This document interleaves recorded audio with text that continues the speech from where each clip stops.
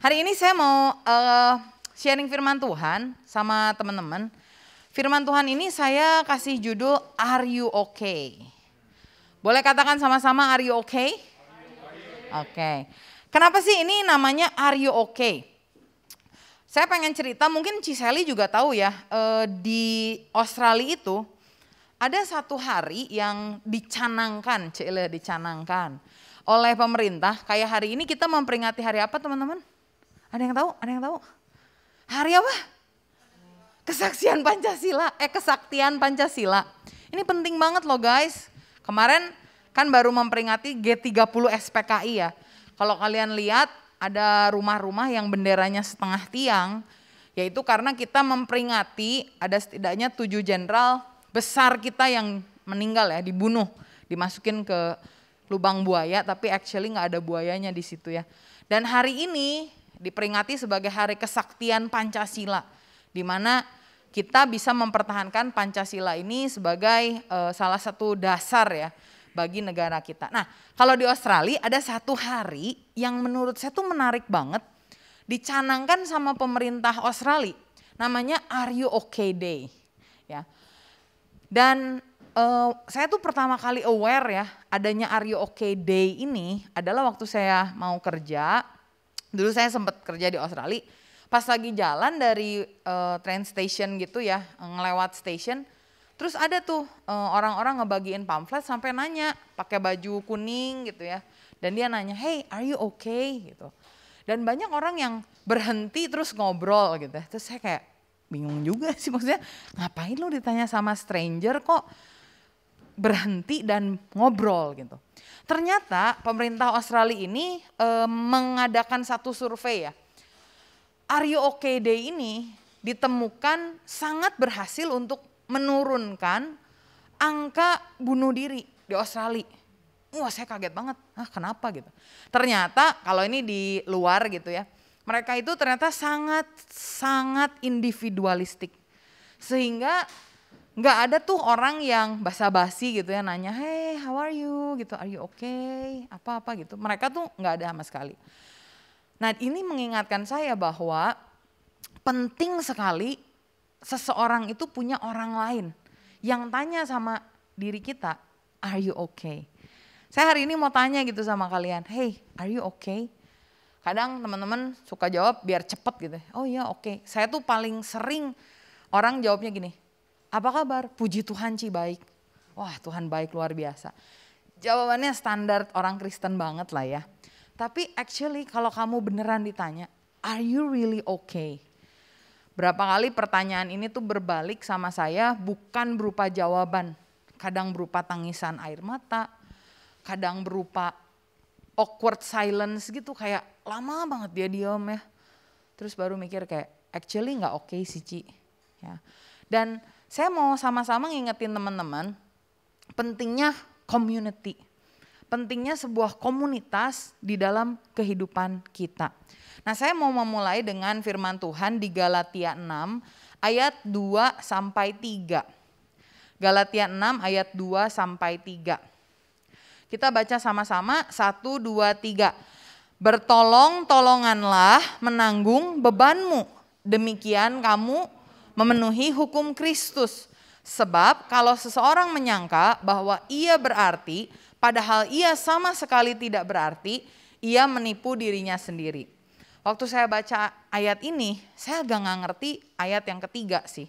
Ayat yang kedua saya bisa ngerti, bertolong-tolonglah menanggung bebanmu, demikianlah kamu memenuhi hukum Kristus. Ternyata ketika kita belajar firman Tuhan, memenuhi hukum Kristus itu bukan soal kita baca firman lalu kita istilahnya ujian firman ya, dites. Hari pertama Tuhan ciptakan apa? Hari kedua Tuhan ciptakan apa? Atau ditanya misalkan anaknya Daud ada berapa? Anaknya Abraham yang mau diserahkan siapa namanya? Bukan seperti itu. Ternyata kita memenuhi hukum Kristus adalah ketika kita bertolong-tolongan menanggung beban orang lain. Artinya kita hidup di dalam sebuah komunitas. Karena ayat yang ketiga ini saya kurang ngerti, saya cari terjemahan yang lain ya. Ini satu terjemahan lain, terjemahan Indonesia. Di ayat yang kedua diterjemahkan gini, hendaklah setiap kita saling tolong menolong untuk meringankan beban saudari-saudari kita seiman yang mengalami kelemahan atau kesusahan. Dengan begitu kita menaati hukum kasih yang diberikan oleh Kristus. Kemudian ayat yang ketiga, karena kalau kamu menganggap dirimu lebih istimewa untuk menolong saudara-saudara kita itu, berarti kamu menipu dirimu sendiri. Kamu tidak lebih istimewa dari saudara seiman yang manapun. Saya ingat ada cerita seekor landak ya. Landak ini bilang, saya pokoknya nggak suka gabung sama landak-landak lain. Kenapa? Karena landak-landak lain tuh menyakiti saya ya. Karena dia menyadari begitu dia, kan dia landak ya, berarti kan ada durinya gitu ya. Dia menyadari bahwa ketika dia ketemu sama landak lain, duri landak lain itu tuh menyakiti dia. Dan dia juga lupa sebenarnya bahwa duri dia juga menyakiti landak lain.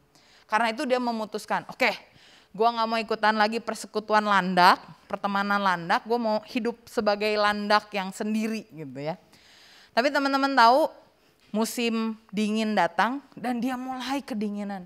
Dia coba cari tempat ya yang bisa jagain dia dari musim dingin, dia coba cari daun, dia coba cari banyak hal lah. Dan dia gak bisa menghangatkan dirinya sendiri. Dia pakai api juga gak cukup gitu ya. Ternyata apa yang dia temukan dari kebenaran ini? Dia balik lagi ke kandang landak. Dan dia ketemu sama teman-temannya dan dia merasakan ya ada kehangatan gitu. Dalam arti kalau landaknya berlima kerumpunan gitu tuh jadi ada body heat yang ke transfer gitu ya. Dan dia bisa survive, dia bisa melewati musim dingin yang begitu berbahaya. Walaupun saat berkumpul dia juga menyadari sih sebenarnya bahwa dia itu merasa sakit karena landak lain tuh menusuk dirinya. Tapi dia menyadari satu hal bahwa ya saya harus ada di dalam komunitas. Nah inilah yang firman Tuhan bilang. Hebat loh firman Tuhan. Dia bilang gini, karena kalau kamu menganggap dirimu lebih istimewa untuk menolong saudara-saudara kita, berarti kamu menipu dirimu sendiri. Kamu tidak lebih istimewa dari saudara seiman yang manapun. Seringkali kalau kita diajakin komsel ya, di sini namanya apa, komsel juga atau home ya, diajakin home. Enggak lah, gak penting. Diajakin ibadah, enggak lah ibadah online aja gak penting. Kalau datang ibadah onsite, ayo kita ngopi-ngopi, ngobrol ya. Enggak lah, gak penting, mending ngerjain yang lain. Wah berarti secara tidak langsung kita menganggap diri kita ini lebih istimewa daripada teman-teman kita, daripada home kita, daripada komunitas kita. Dan Tuhan bilang, kamu itu sedang menipu dirimu sendiri. Teman-teman saya mau bilang gini, kalau hari ini kamu berpikir, saya udah terlalu sering nih disakiti sama komunitas, sama pertemanan. Dan kamu bilang saya udah gak mau lagi percaya sama orang, kasih kesempatan sama orang. Saya mau hidup sendiri kayak Rambo gitu ya. Kalau Rambo kan, aduh kayaknya anak-anak zaman sekarang gak tahu Rambo deh. Rambo itu kalau dia tembak-tembakan ya, dia bakal kayak ada jumpernya gitu, dia ikat, terus dia lari, terus dia bawa pistol gitu ya yang apa sih namanya? Machine gun ya, dan dia akan tembak tanpa cover. Dia akan lakukan semua sendirian. Dan firman Tuhan bilang, kamu itu lagi menipu dirimu sendiri.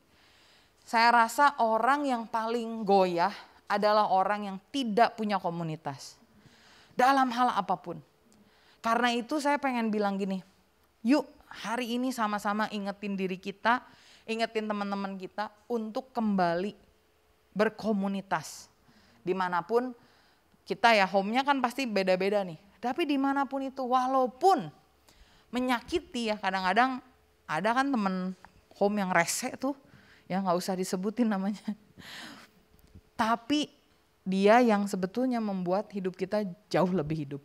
Di dalam firman Tuhan, bahkan Tuhan Yesus punya komunitas loh teman-teman. Tuhan Yesus tuh kurang apa lagi sih? Dia udah termaha, terhebat, paling bisa sendiri. Sebenarnya dia gak butuh orang lain juga. tapi dia memutuskan untuk hidup di dalam komunitas. Buktinya dia pilih kan 12 orang yang paling deket sama dia, kemana-mana pergi sama mereka.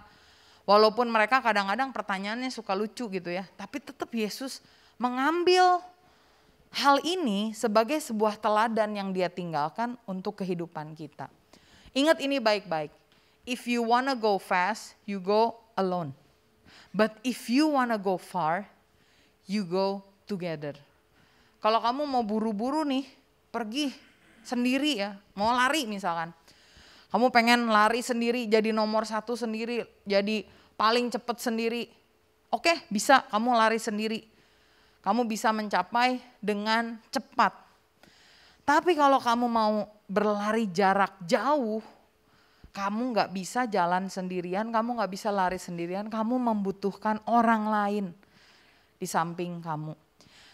Ada burung angsa yang suka terbang, migrasi karena musim dingin. Mereka itu ditemukan ya, penelitian menemukan kalau angsa itu terbang di dalam formasi V, dia bisa mencapai tempat yang dia inginkan itu dengan presentasi yang lebih tinggi. Chance untuk dia survive itu jauh lebih tinggi. Tapi kalau dari kumpulan itu ada satu yang keluar dari barisan, itu tuh langsung babak belur. Anginnya kencengnya, gak ada yang jagain. Kalau dia mungkin membutuhkan istirahat, dia jadi juga gak ada yang nemenin.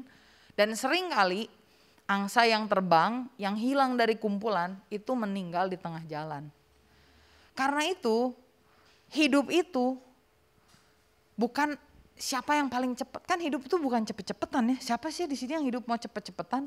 Cepet ngejar apa gitu? Ngejar kuburan atau gimana? Kan N-nya kan di situ ya. Kita tuh hidup panjang. Dan kalau kita mau hidupnya benar-benar stabil dalam arti tetap bisa berdiri di dalam Tuhan, tetap bisa kuat, kita harus go together. Balik lagi ke perkumpulannya Tuhan Yesus ya. Hari ini kita mau belajar ada 3 hal nih. 3 hal yang tidak dilakukan oleh komunitasnya Tuhan Yesus yang mau kita pelajari hari ini, sehingga ini membuat kita menjadi komunitas yang lebih baik. Saya percaya ketika kita membenahi diri kita ya, ketika kita mungkin di sini ada pemimpin home, kalau kita memperbaiki kapasitas wadah kita dalam menggembalakan orang, pasti Tuhan kirimkan orang-orang ke tempat kita. Nah karena itu kita mau lihat nih ada 3 hal yang tidak dilakukan oleh teman-temannya Yesus tapi yang mau kita lakukan dalam hidup kita. Yang pertama, kita mau belajar untuk be compassionate atau berbelas kasih. Sama-sama katakan berbelas kasih. Nah ini adalah ayat waktu Tuhan Yesus mengubah 5 roti 2 ikan jadi kasih makan 5.000 orang.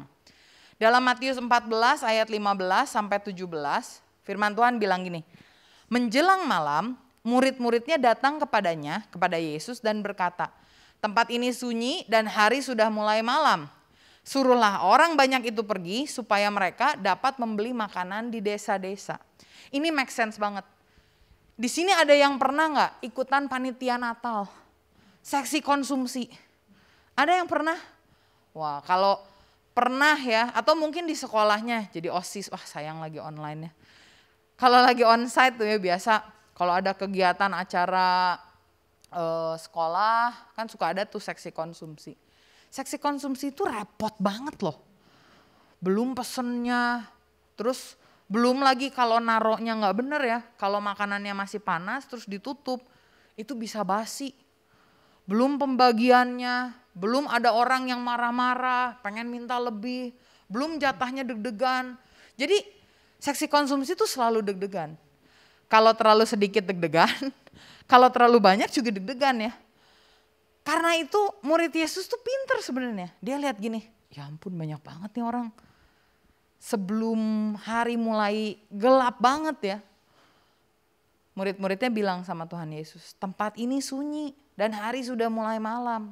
Suruhlah orang banyak itu pergi supaya mereka dapat beli makan. Di manalah terserah gitu, suruh bubar aja sendiri. Tapi Tuhan Yesus berbeda. Tuhan Yesus bilang sama mereka, tidak perlu mereka pergi. Kamu harus memberi mereka makan. Jawab mereka, yang ada pada kami di sini hanya 5 roti dan 2 ikan. Apa yang mau kita pelajari di sini? Sebagai komunitas, satu hal yang harus kita belajar ya dari kesalahan murid Yesus adalah murid Yesus itu gagal punya belas kasihan. Kita sebagai komunitas harus bisa belajar melihat kebutuhan orang lain jauh lebih besar daripada kebutuhan kita sendiri. Ini orang-orang gak mau direpotin teman-teman. Tapi di dalam komunitas yang sehat, kita itu harus belajar punya belas kasih. Tadi murid-murid Yesus sebelum berusaha apapun dia udah bilang, udah ini orang-orang suruh pulang aja biar gampang. Yesus bilang gak bisa, kamu harus kasih makan. Langsung loh, mereka tuh gak bilang gini, oke, kalau Tuhan Yesus bilang gitu ya, iya sih kasihan juga nih orang-orang. Yuk kita coba cari yuk kira-kira tempat makan mana ya yang masih buka. Mereka gak bilang gini, Tuhan ya udah, Tuhan guru kamu terusin dulu nih pengajarannya ya. Kita pergi dulu, kita survei dulu kira-kira ada toko mana yang buka, nanti kita kasih tahu nih. Mungkin 100 orang bisa ke sini, 100 orang bisa ke sana dan lain-lain. Tapi murid-murid Tuhan Yesus langsung jawabnya gini, yang ada pada kita cuma 5 roti 2 ikan, gak bisa Tuhan, ini gak bisa. Seringkali dalam kehidupan kita berkomunitas, mungkin ada teman-teman kita yang membutuhkan sesuatu yang sebetulnya merepotkan kita dan belum kita coba pun karena kita tidak punya belas kasihan. Kita langsung bilang, sorry gue lagi sibuk Ada orang mungkin lagi telepon kamu dan tanya, tolong dong gue butuh banget nih dikuatkan. Sorry banget loh, bisa gak dikuatkannya minggu depan, gue lagi sibuk banget nih. Atau misalkan yuk kita ngopi, cepet lah sebentar, nih keluarga gue lagi berantem. Terus kita ingat, wah ada deadline tugas, ada kerjaan apa. Belum lagi kalau orangnya bilang ini, boleh tolong jemput gue gak? Ya ampun jauh lagi rumahnya. Dan kita bilang, duh gak bisa, lagi macet. Sebagai komunitas kita belajar minta sama Tuhan untuk kita berbelas kasihan. Artinya kita lihat kebutuhan orang lain itu lebih penting daripada kebutuhan kita sendiri. Susah gak? Oh susah. Tapi kita mau belajar jadi dampak buat kehidupan orang lain. Yang kedua, apa yang tidak dilakukan oleh murid-murid Tuhan Yesus yang kita perlu lakukan dalam hidup kita. Bukan hanya be compassionate, yaitu berbelas kasih. Yang kedua, be sensitive atau peka. Sama-sama katakan peka. Ya, sebel gak sih kalau ada orang yang gak peka? Apalagi cewek-cewek ya. Udah dikasihin juga gak dapet itu cowoknya gimana sih gak peka gitu ya. Murid Tuhan Yesus sebagai komunitas mereka ini sama sekali gak peka. Lukas 9 ayat 44 Tuhan Yesus bilang gini, dengar dan camkanlah segala perkataanku ini, anak manusia akan diserahkan ke dalam tangan manusia. Setelah ngomong itu ya, firman Tuhan bilang mereka itu gak ngerti artinya dan gak ada yang berani nanya. Dan ayat 46 langsung masih dalam perjalanan yang sama, mereka malah berantem satu dengan yang lain. Maka timbullah pertengkaran di antara murid-murid Yesus tentang siapakah yang terbesar di antara mereka. Kamu bayangin gak sih, Tuhan Yesus tuh lagi, kan dia juga 100% manusia ya, meskipun dia 100% Allah. Dia menyadari bahwa dia itu satu kali akan disiksa dan disalib. Dia lagi curhat. Anak manusia akan diserahkan ke dalam tangan manusia. Bukannya ditanya, Tuhan maksudnya apa ya tadi ngomong gitu? Tuhan yang kau lagi ngomongin tuh kenapa? Are you okay? Tapi mereka gak tanya itu. Yang mereka lakukan apa? Mereka malah saling berantem satu dengan yang lain. Dan mereka malah mempersoalkan siapa yang paling besar di antara mereka. Artinya yang kita bisa pelajari dalam hal ini adalah kita perlu belajar melihat perasaan orang lain. Kalau tadi kita lihat kebutuhan orang lain jauh lebih besar daripada kebutuhan kita. Kalau di sini kita belajar melihat perasaan orang lain. Seringkali ketika orang curhat sama kita, kita itu harus belajar read between the line.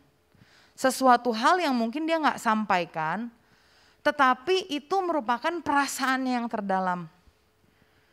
Yuk, hang out yuk. Enggak mau pulang aja. Tumben lo kok gak mau hang out, sombong kan kita biasa ngomongnya gitu ya. Saya mau bilang kalau seperti itu tuh mungkin kita lagi gak peka loh. Siapa tahu dia gak mau hang out kenapa? Mungkin keluarganya lagi turun pendapatannya. Mungkin ada hal yang lagi perlu diurusin di rumah.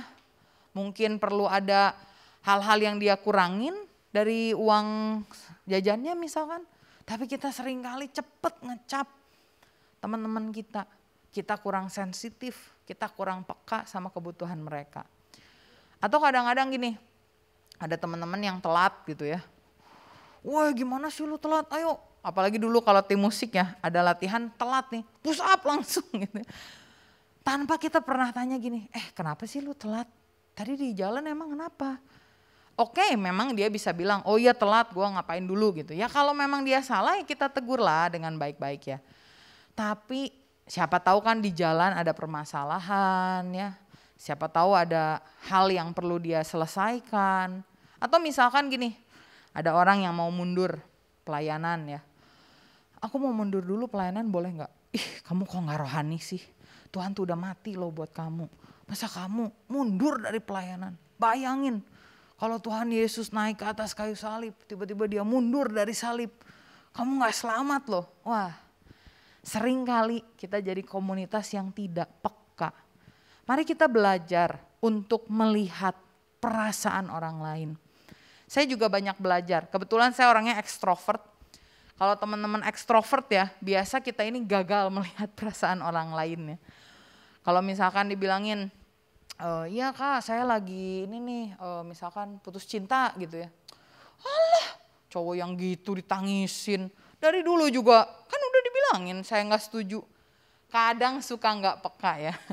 Tapi saya juga belajar teman-teman. Saya belajar untuk mengekang mulut saya nih. Biar ketika ada orang yang mencoba membuka perasaan mereka, itu gak gampang loh. Orang mau ngomong, orang mau punya keluh kesah, orang punya ketakutan, insecurity atau apapun. Itu gak mudah buat mereka. Dan ketika mereka lakukan itu, kita belajar untuk melihat perasaan mereka. Kita belajar untuk sensitif, belajar untuk tutup mulut, kekang mulutmu. Walaupun iya sih betul kan kita mau bilang kan itu kan cowok udah gak jelas ya. Kamu masih mau sama dia. Mungkin ada suara-suara itu dalam hati ya. Tapi kekang mulut kita supaya kita belajar sensitif. Jangan seperti murid Yesus. Yesus lagi membuka dirinya malah mempertentangkan hal-hal yang gak jelas. Dan yang terakhir yang ketiga. Pertama tadi belajar untuk punya belas kasih. Jangan langsung loncat, wah ini repotin gua nih, gak usah ditolongin. Yang kedua belajar peka. Kita lihat, read between the line. Ini perasaan dia tuh apa sih yang kita lagi coba dengarkan. Yang ketiga be available. Ya, belajar untuk ada buat mereka. Markus 14 ayat 33, ini Tuhan Yesus udah mau ke kayu salib ya. Dan dia bilang gini, ayat ini bilang ini, ia membawa Petrus, Yakobus, Yohanes serta dia. Ia sangat takut dan gentar. Yesus dalam seumur hidupnya hampir gak pernah takut dan gentar. Kecuali di ayat ini. Gak pernah Yesus didatangin sama Farisi lalu Alkitab mencatat Yesus takut dan gentar. Gak pernah Yesus mau diolok-olok di Nazaret sama keluarga orang-orang yang ada di sana mau dilempari batu, ditulis Yesus takut dan gentar, nggak ada. Cuman kali ini Yesus takut dan gentar. Dan saking dia merasakan perasaan itu, dia curhat sama teman-teman yang paling dekat. Petrus, Yakobus, Yohanes. Yesus loh bilang gini, hatiku sangat sedih, seperti mau mati rasanya. Tinggallah di sini dan berjaga-jagalah. Apa yang Yohanes, Yakobus dan Petrus lakukan. Ditulis di ayat ke-37. Setelah itu ia datang kembali dan mendapati ketiganya sedang tidur. Yesus lagi benar-benar sedih. Dia pengen ada orang buat kita, ada available buat dirinya. Tapi murid-muridnya malah tidur. Belajar, apa sih yang kita bisa pelajari dari sini?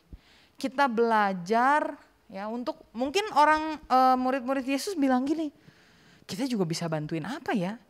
Kan maksudnya itu guru gitu, terus kita ada juga ngapain ya? Kadang-kadang awkward, mungkin nggak tahu ngapain, ya udahlah kita coba tidak mencoba untuk bertanya, mencoba untuk memecahkan masalah, tapi udah malah back off, tidur.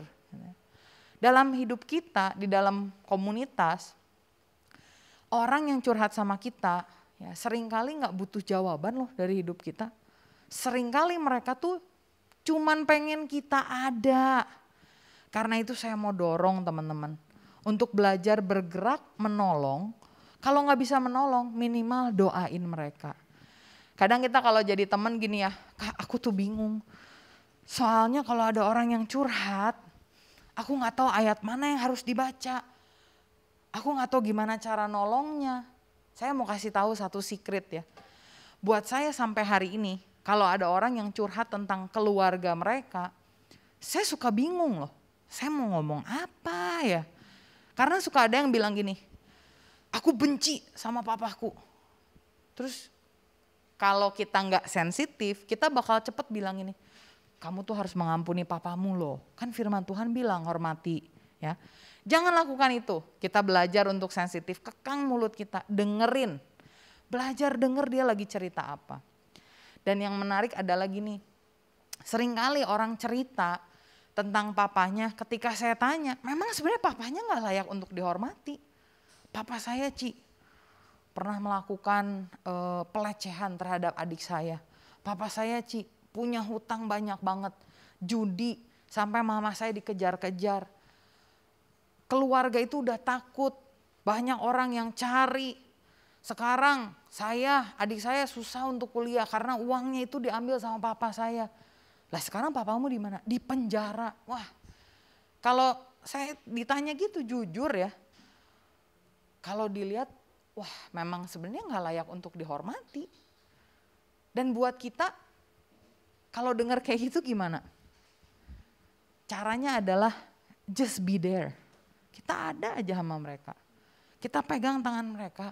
Kita kalau perlu nangis sama mereka dan kita bilang, I understand, saya mengerti perasaan kamu. Saya mengerti yang kamu sedang lakukan. Saya mengerti kenapa kamu kesal. Dan cukup, gak harus pakai ayat, pakai apa menguatkan. Gak usah, paling kalau mau di ujungnya tinggal didoain aja.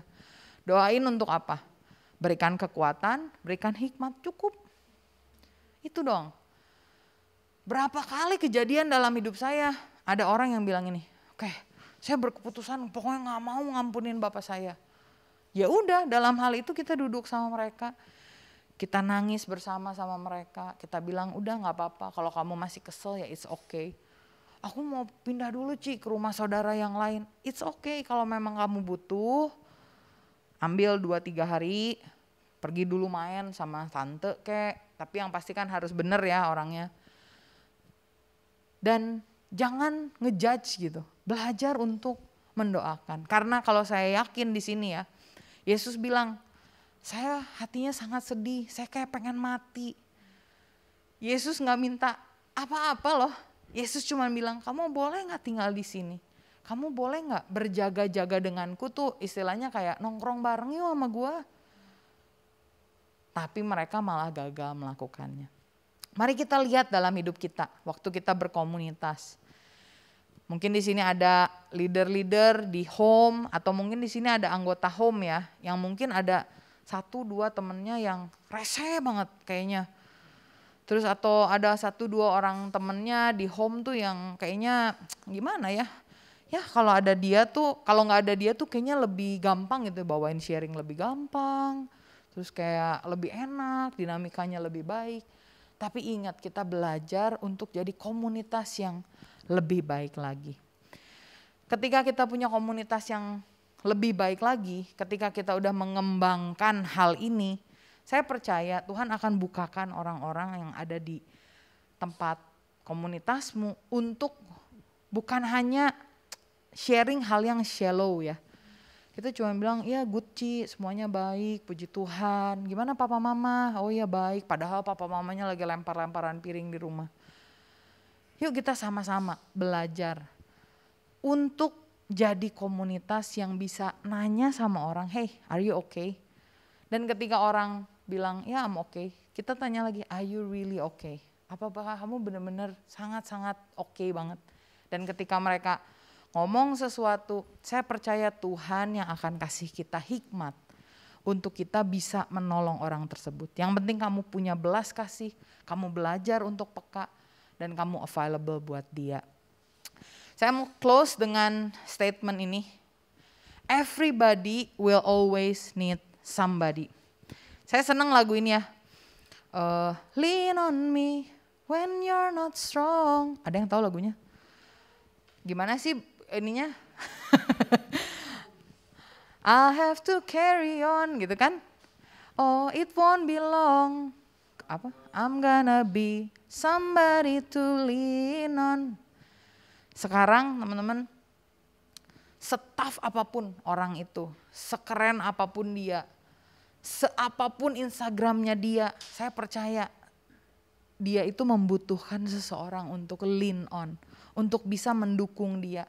Dan saya pengen that somebody itu harus kalian yang ada di tempat ini. Amin. Ada begitu banyak, sekarang kita lihat ya di Instagram. Karena sekarang saya gaulnya sama yang udah menikah ya. Dan mereka tuh semua jadi krisis kepercayaan ya. Karena ada artis-artis yang ditemukan berselingkuh gitu ya. Dan yang luar biasanya artis-artis ini ketika lihat Instagramnya, mereka tuh kayak picture perfect family. Teman-teman, ini ya clue buat kalian nih untuk belajar peka.